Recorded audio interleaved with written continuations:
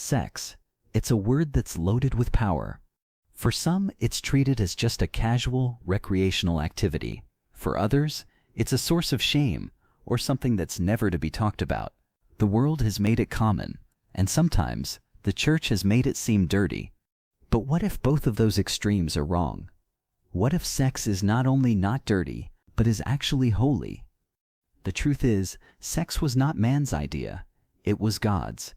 He's the one who invented it, and he did it for a beautiful, powerful, and specific purpose. But like any powerful gift, he also gave us the instructions for how it works best, for how it brings joy and life, instead of pain and brokenness. Today, we're not going to shy away. We're going to talk about why God created sex and why its power is meant to be protected inside of a covenant. Before we can understand the why, we have to go back to the beginning. God's design for sex is not restrictive, it's protective. He designed it for three amazing reasons. The first purpose is to become one flesh unity. The very first thing God says about marriage in Genesis 2:24 isn't about children, it's about unity. Therefore a man shall leave his father and his mother and hold fast to his wife, and they shall become one flesh. This is the core of God's design.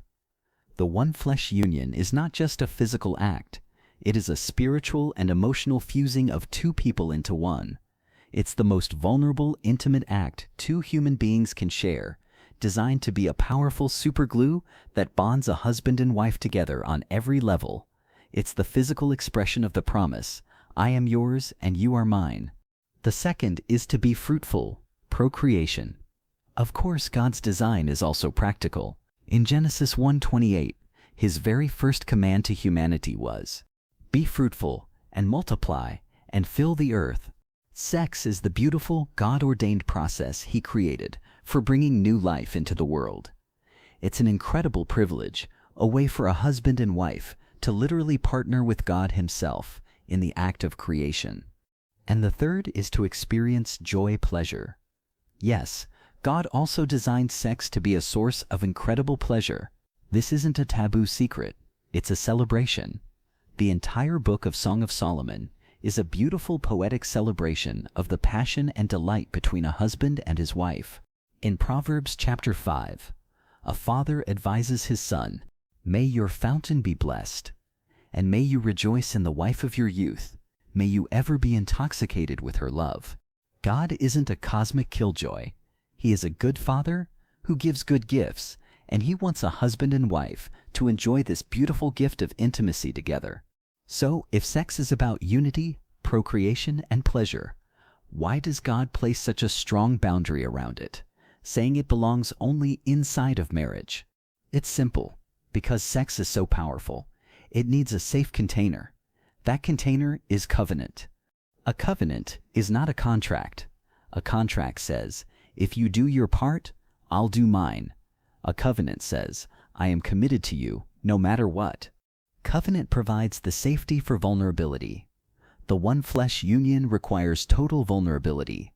You are physically, emotionally, and spiritually naked before another person. Covenant marriage provides the safety for that vulnerability. It's the permanent, public, and legally binding promise that says, I will not leave you. I will not abandon you. You are the only one for me. You are safe with me. Without that covenant, the act of sex, which was designed to say, you are my one and only, becomes a lie. It's like trying to build a house in the middle of a hurricane. The foundation of trust isn't there. When you take the act of covenant sex out of the promise of covenant marriage, it almost always leads to brokenness. It's using people rather than loving them. It's stealing a gift that was meant to be given. As 1 Corinthians 6:18 warns, this sin is different from all others. Flee from sexual immorality. Every other sin a person commits is outside the body, but the sexually immoral person sins against his own body.